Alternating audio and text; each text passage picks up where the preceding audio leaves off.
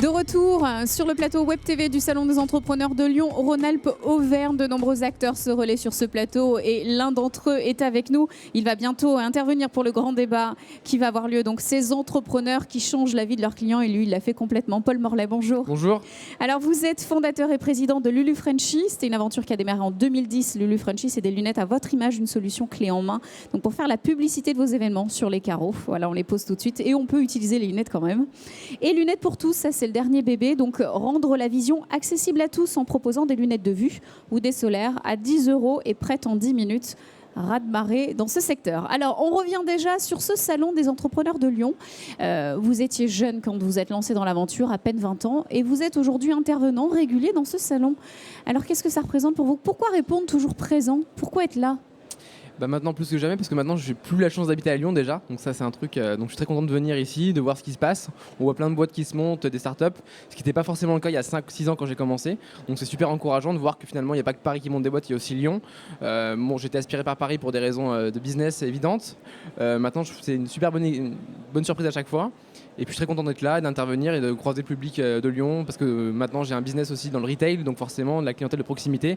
Donc je suis content de croiser des clients aussi, de comprendre comment ça marche et de voir prendre la température de la région. Voilà, et toujours dans ce microcosme lyonnais donc économique. Alors un mot sur votre intervention en plénière.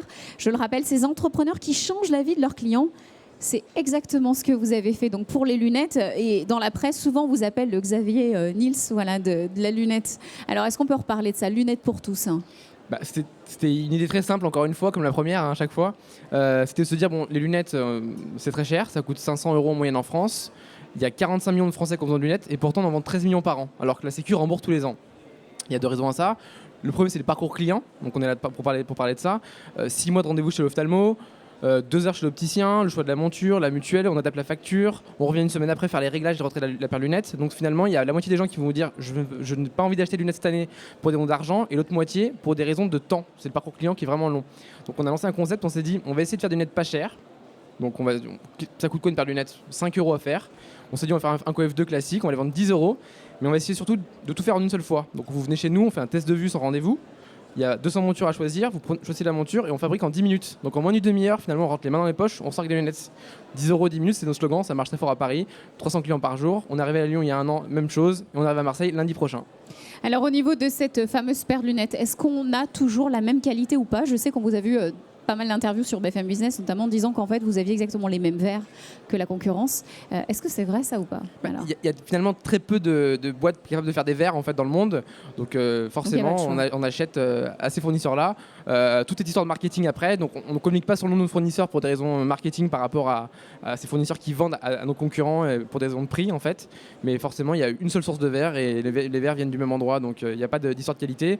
Il y a plein de tests qui ont été faits par des experts, des huissiers, des prélèvements. À chaque fois, ils n'ont pas su dire laquelle était la lunette pour tous, ou une optique 2000, ou une Ray-Ban ou autre. Donc c'est bien un marché où en fait il y a une marge énorme. Il faut savoir qu'en moyenne, un opticien gagne 400 € de marge brute par équipement. Il fait en moyenne un coef 80 sur les verres, donc ce qui est énorme. Et à la fin, on dit qu'on ne gagne pas beaucoup d'argent. Forcément, ils vendent 2 paires par jour. Donc forcément, avec les charges afférentes au magasin, on ne gagne pas beaucoup d'argent. Mais je reviens un peu à ce que je dis avant, c'est le volume fait le prix finalement. Demain, votre boulanger ferait 2 baguettes par jour, il serait obligé de vous la vendre 600 € la baguette pour payer ses charges. Or, il en vend 200, donc forcément, il vous les vend moins cher. Nous, c'est le même business. En fait, on est un peu les boulangers de l'optique, si vous voulez. Comment a réagi la concurrence alors? Ça se passe bien avec eux ou pas? Super bien, ils ont adoré, très sympa. Tout va bien. Tout très sympa, donc on a Merci une Paul super d'être arrivé entente, sur ils ce sont marché. hyper contents. Ils sont un peu énervés, mais en fait la réaction la plus dure, c'est pas forcément celui qui a le magasin, ça va être les franchiseurs, parce qu'aujourd'hui c'est un business non pas de grosses boîtes, c'est pas H&M qui est en face avec plein de magasins propres, ça reste des franchiseurs qui ont des franchisés, mais ces franchisés-là demandent des comptes à leurs franchiseurs. Je suis franchisé à Felou, je demande des comptes. On m'a vendu une franchise avec une rentabilité à 3 paires de lunettes à 3 000 € par mois de salaire, 15% de rentabilité à la fin de l'année. Et là, on me dit finalement, il y a un petit jeune qui s'installe, qui fait 5 fois moins cher, 10 fois plus vite. Voilà. Et moi, pour gagner la même somme, il faut que je fasse 5 fois plus, sauf que je peux pas.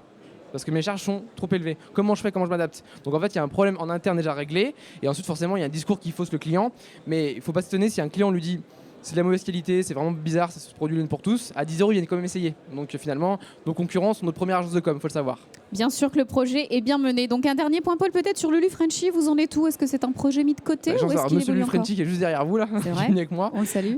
Non, qui marche très bien. On a fait un pivot sur un produit.